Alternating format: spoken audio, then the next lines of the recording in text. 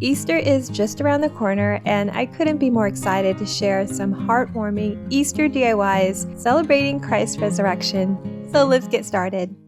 For the first DIY, I headed to Dollar Tree and I grabbed this wooden plank. It's a little over 17.5 inches, and I'll be making a wooden frame, and so I headed to my local hardware store and I picked up some 1-inch square dowels. You can go with the thinner ones as well, like 1/2 inch, or you can use some tumbling tower blocks from Dollar Tree to make a frame. I'm going to trim the plank a bit so that it's not too long and I don't have to worry about covering up the holes, so I just measure the amount that I need to frame the plank and I trim it down using my miter box and saw. 2 to about 15 inches and 2 at just under 4 inches. I also trimmed the plank to about 14 inches. Before I assemble and glue the frame together, I'm going to paint the wood. I'll be painting the plank white, and I'm just using Apple Barrel's white paint. This one has a satin finish. You can definitely paint the plank whatever color you want, and I'm trying my best not to get it all the way to the sides since I'll be applying glue, or at the very least, keep the layer on the edge very thin. I want to put on top Jesus paid it all, and I wanted to customize it to fit the frame. So I decided to go to my Cricut and I just put together some of these pre-designed words and graphics, and I really like how this turned out. I'll be using this transfer tape from Dollar Tree. I love that they have these. They're not as sticky as some of the Cricut transfer tapes that I have, but they still work great and I can still reuse them. But if you don't have a Cricut, you can use decals, stickers. There are definitely other options. So I place it right in the center and I peel off the transfer tape. For the square dowels, I'm going to apply some stain, and I'm using gel stain from Deco Art in the shade Walnut. So I brush the stain on and then I wipe out the excess. For the smaller dowels, I do keep the ends unstained since I'll be applying stain on that. Once it's dried, I'm going to apply glue on the ends of the smaller dowels, and then I just assemble them together, forming a rectangle, placing the smaller dowels in between the ends of the larger ones. I do clamp them together for a bit to strengthen the bond. You can also wrap some painter's tape or electrical tape. And then I apply a little bit of glue along the edge of the rectangle plank. I'm using Titebond multi-surface glue, but you can use wood glue or even hot glue. And then I place the frame over the plank, making sure the wording is centered. And this DIY is done, and I really love how this turned out.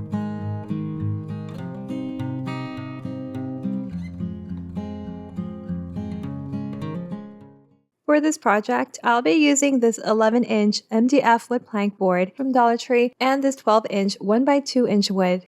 I'll be trimming the 12-inch wood, and I'm going to trim it to the size of the shorter side of the plank, so just under 5.5 inches, and I'll be trimming 2 to that size. I'll be staining this, so I just lightly sand the ends, otherwise it's going to soak up a lot of stain. I'll be using this water-based stain in the shade Special Walnut.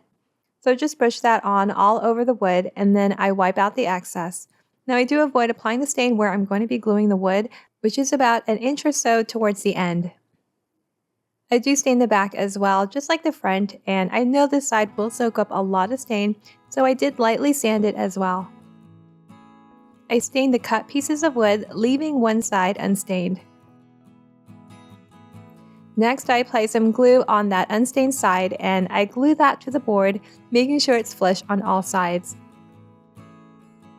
And then I glue the other one on the back, making sure it's flush. And I clamp it for a bit to strengthen the bond. And once it dries, I can stand up the wood board.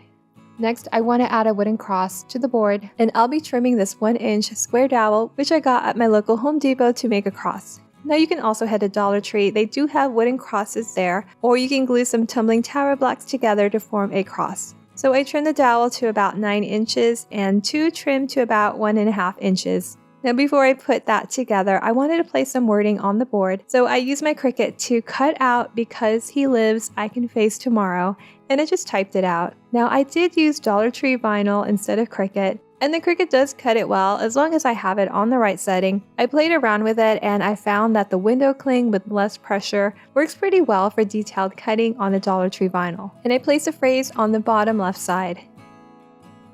Next, I glue the wood together to form a cross.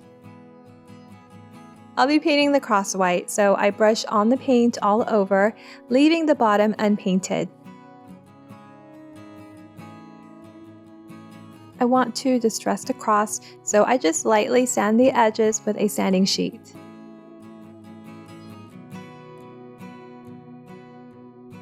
And once I'm done with that, I place a cross on the board, and I'm just kind of trying to figure out where I want to place it. I was going to place it straight up on the right, and it looked all right, but then I tilted it a bit to the left, and I thought it looked a lot better. So I placed some glue on the back of the cross, and I placed it back on the board. And this DIY is done, and I'm genuinely happy with the way it turned out.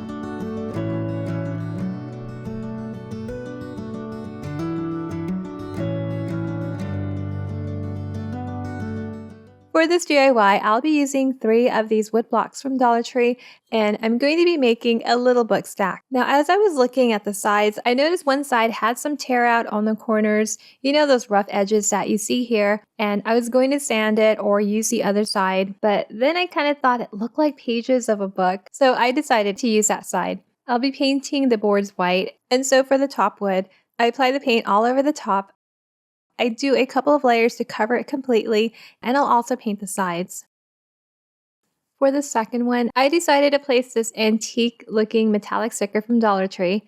I did do a video on that recently, and I'll have that link below, which is why I only have a few stickers left. So I peel that off and I place that right in the center, and I push down over it several times just to make sure it's on there good. And then I brush the paint over that. And I go over the sticker until it's completely covered. And for this one, I will only be painting the sides. Now you'll want to completely cover the sticker, but not cover the details. So I use a little brush to remove any areas where there is too much paint. And for the bottom layer, I paint it just like the top, just painting one surface side and the sides. So here's how it's looking so far. And you can see the tear out on the sides of the wood, those rough uneven edges. Normally, I'm not a fan of that, but it works in this case. Next, I'm going to lightly sand the edges of the wood with a sanding sheet, just very lightly. I'll also carefully sand the edges around the metallic sticker, making sure not to touch the painted sticker.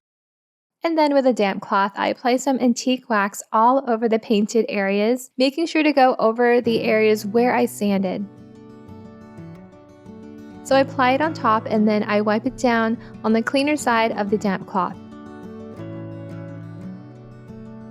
For the sticker, I do apply the wax heavier on that area, and then I wipe it down. Now I also go over that with a little brush. I really want the wax to get on all those detailed areas. And then I wipe it down. I go back and forth with a damp and dry cloth until I like the way it looks. If there are any areas where I went too heavy, the damp cloth helps to blend it out. I decided to darken up the edges as well. I just apply a little more wax in that area, and then I wipe it down to blend it out. Next, I glue the wood together, stacking them on top of each other, making sure they're all aligned.